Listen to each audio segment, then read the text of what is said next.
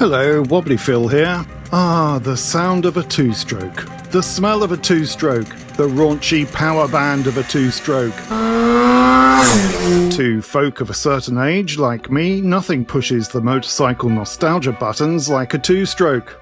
Sadly, they've completely disappeared from the roads following global environmental crackdowns since the 70s. Or have they? If I wanted to buy a brand new road-legal two-stroke today, I wouldn't be able to. Or would I? That's what I'm going to find out.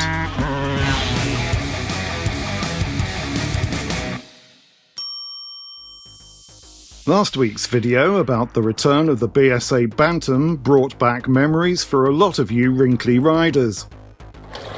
Like all two-strokes, the ring-ding-ding and the guff of blue smoke from the exhaust is as evocative of teenage fun as that patch of scrub round the back of the gasworks, or the secret smoker's den behind the school bike sheds. Who could forget the first time a sixth form show-off rocked up on his RD250 when he turned 17, then later graduated to an RD350 or 400 when he passed his test, and who could forget being asked to sign the Get Well Soon card by the headmaster after the sixth form show-off piled into a brick wall doing 70 downhill into a bend in a 30-mile-an-hour limit. Happy days.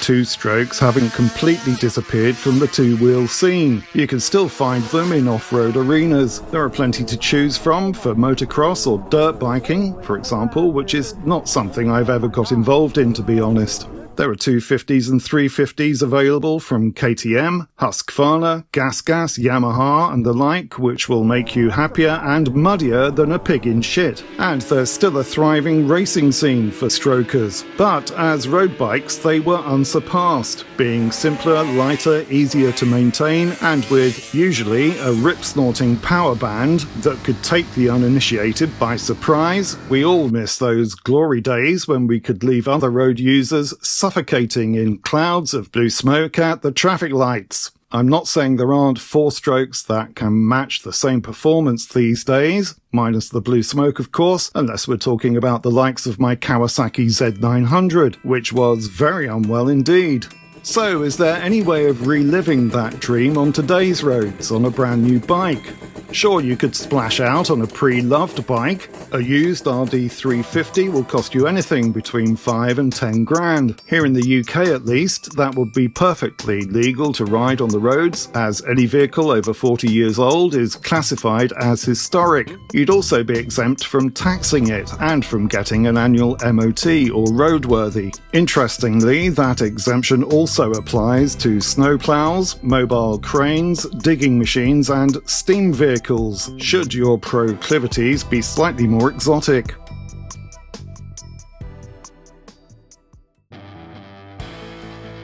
But if you want an absolutely brand spanking new bike, and if you've got 33 grand or more burning a hole in your pocket, you're in luck. The Langen is for you. Based in Wigan, near Manchester, in an area which was once a bit of a British hub for motorcycle manufacturing, Langen looks like a proper company as far as I can make out, not one of those names operating from above a disused cafe with a flashy video and web domain name, but no employees, no sales, and no actual website. Hesketh, I'm looking at you. So what's the griff on Langen's little stroker, inventively called the two-stroke?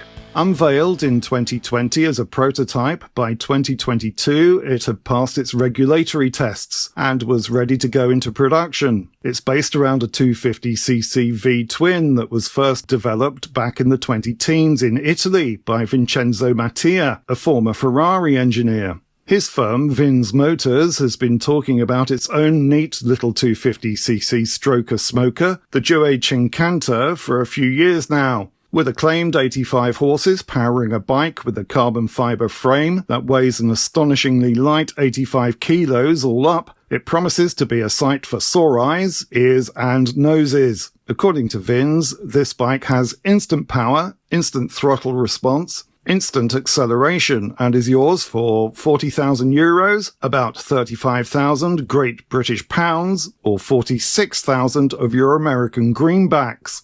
Disappointingly, I couldn't find an official website for VINs, and more recently they appeared to be pivoting towards electric bikes. But the usually reliable Motorcycle News reported only last month that the Due Cinquanta was finally ready for blast-off. Let's hope the VIN's blast-off goes better than some of Elon Musk's. It's supposed to be coming to UK roads very soon.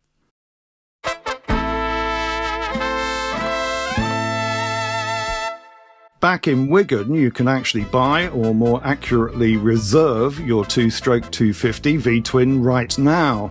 Of course, these machines are handcrafted, so Lord knows how long the wait between reserving and taking delivery of your machine will be. You'll get acclaimed 76 ponies pumping out of your fuel and oil-injected liquid-cooled V-twin, which sits in an aluminium space frame or scaffolding, to use the vernacular. Wet weight is 125 kilograms. If, like me, you remember the old days when you used to tip two-stroke oil into your tank with the petrol according to a preordained ratio, on the Langen that works out at a very lean 50-1 or so. So don't expect to leave your local MAMILs coughing at the lights too much. Mammals, middle-aged men in Lycra. That's right, yeah, and they should be extinct. As well as coming at a cost, Langen say they're only going to make 100 of these bikes for the UK and 150 for export. Apparently, it'll be road legal in the US too. So don't expect to see leery teenagers riding them up and down your street. They're more likely destined for air-conditioned warehouses, surrounded by floodlights, barbed wire, and security guards with unmuzzled Rottweilers. But Langen does look like a serious company. It's even advertising for staff. It's headed up by a former CCMer, Christopher Ratcliffe, who very generously lent a helping hand to CCM Spitfire and GP450 owners who were kiboshed when CCM went into administration in June, by supplying spares and servicing, apparently. Langen are even promising to get a 185 kilo, 185 bhp, 1200cc V2 off the drawing board, which they've called the Lightspeed. That could even come with a turbocharger, which they say could boost the bhp to a thrilling 300 and give them the crown of the world's fastest production motorcycle. The last time we saw blue smoke emitting from a brand new machine on the streets was in 2005. The last year, Aprilia's RS250 was in production, with its DNA stretching all the way back to 1983, and Suzuki's RG250 Gamma. Meanwhile, if you're feeling nostalgic and the Langen's a bit of a stretch for you, you can always catch up with old RD350 races on YouTube. It'll cost you a whole lot less, and you can almost smell the Castrol R. I hope you enjoyed this video. If you did, then please consider liking, subscribing, commenting and sharing to let YouTube know we're doing something right here at 3 Fills. Thank you.